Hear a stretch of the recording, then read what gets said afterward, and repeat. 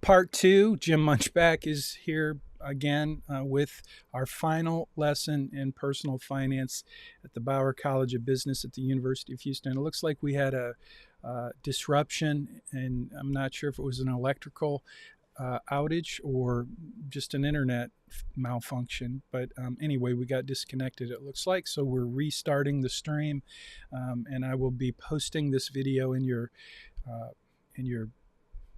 you should be seeing it now in the same stream you were watching it in before, if you were watching. So the Zoom meeting is live, but we don't have any students in the Zoom meeting, and I'm concerned that I think maybe because I made some changes to my Zoom account, there may be some that may have changed the link.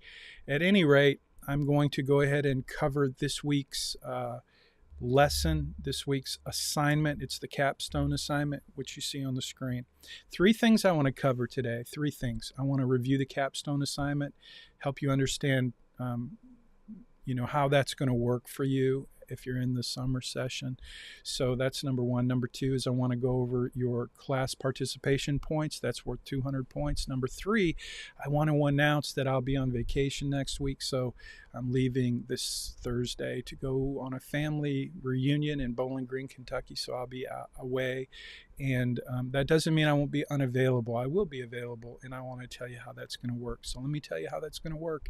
In your Capstone Assignment, which I'm going to be posting today, which is worth 200 points, there's three things I think you need to know about your Capstone Assignment. Number one is it's going to be posted today. Number two is you have a 2-week due date, so it's not due for 2 weeks. As usual, assignments are due on Tuesday at 10 a.m. However, you generally get an opportunity to submit an assignment early for extra points, which is Friday at 3 p.m. So you don't get extra points on the capstone, but what you do get if you turn it in early is you get my commitment that I will provide you feedback, and if you have any deductions because you missed something, you'll have an opportunity to correct those. The way that's going to work is, since it's a 2-week deadline, you will have until Friday at 3 p.m., not this Friday, but next Friday at 3 p.m.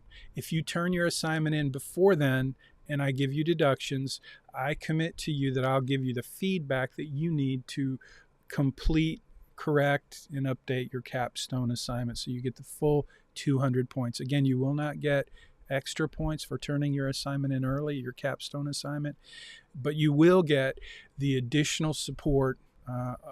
And I'll do if I see a common mistake, I'll do a tutorial video and I'll post it in GroupMe so that everybody can benefit from that. But if it's just something that one or two students were missing, then you'll just get a little personal feedback with an opportunity with some guidance for how you can correct that. So that's the three things I want you to know about your Capstone Assignment. It's going to be assigned today. It's worth 200 points. You have a 2-week due date. It's the final assignment. And so you'll get the instructions in Blackboard as usual. And just make sure that if you turn it in early by Friday at 3 p.m., not this Friday, but next Friday, I believe that's the 28th. Well, let me just check my calendar and see when is next Friday. So next Friday would be, today is the 22nd, so next Friday is the 29th. So if you turn your assignment in Friday the 29th by 3 p.m., then I commit to you that instead of just giving you deductions, I'll give you some feedback, and you will have then until Tuesday at 10 a.m. to make corrections. So that's your Capstone Assignment. Hopefully that's clear, and hopefully that answers any questions you might have had about your Capstone Assignment. 200 points.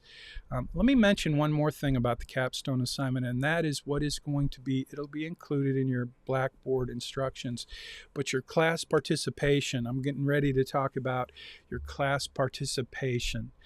It's worth 200 points.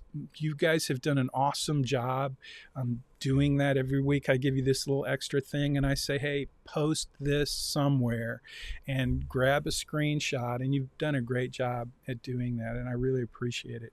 In the Capstone Assignment, you will also have a class collaboration component, something that I'm asking you to make sure you address. So here's what I want you to address for the class collaboration and the capstone. And again, I'll put this in the Blackboard assignment instructions. But what I want you to address in your post this week is the amount of money. Now, I know that I instructed you to change your birthday so you're 10 years older, and that'll be reflected in your capstone assignment. But what I want to make sure that you focus on is the amount of surplus you have in your plan based on whatever you built into your plan. But here's what I find over and over. So just pay attention to this one number. It's going to be a big focus for me when I review your capstone assignment, and that is on your probability of success. Yeah, great. If you get 100% probability of success because you put in some numbers that produced 100% probability of success, that's meaningless to me. What I want to know is, what did you learn in doping those numbers in your financial plan, because that's really what you're doing. And that's okay, but what I'm hoping is that you learn something through the process. So here's what I want you to pay attention to. In every financial plan, we have a probability of success. It's usually based on real numbers, but in your case, we're making some things up because I just wanted to teach you how the process works. But you're still going to end up with a surplus or a deficiency. So your plan is either going to be 100% probability of success, which means you're going to have money left over at the end of your plan. Now pay attention to that number, because over and over I get students who turn that in and they've got $1 billion or $100 million or $27 million left over at the end of their plan, with no comments, no indication that they even recognize that that's a lot of money. And so that's what I want you to pay attention to. If you have, it looks like Siri thinks I'm talking to her, but I'm not. And I say she because she identifies as a she, I think. Anyway, sorry about that. Looks like, sorry. Every time I say certain words, I get that happens. So, here we go. I think we're back. So, back to the class collaboration component. One of the main focuses that I want to make sure you pay attention to is, how much money do you have in your plan? And if you have over $5 million, then you owe me an explanation, okay? If you have $1 million, $1,400,000, that's a very reasonable amount to have at your age if you're doing all of the things I'm teaching you to do to become a millionaire by the time you're 50. You're going to have excess money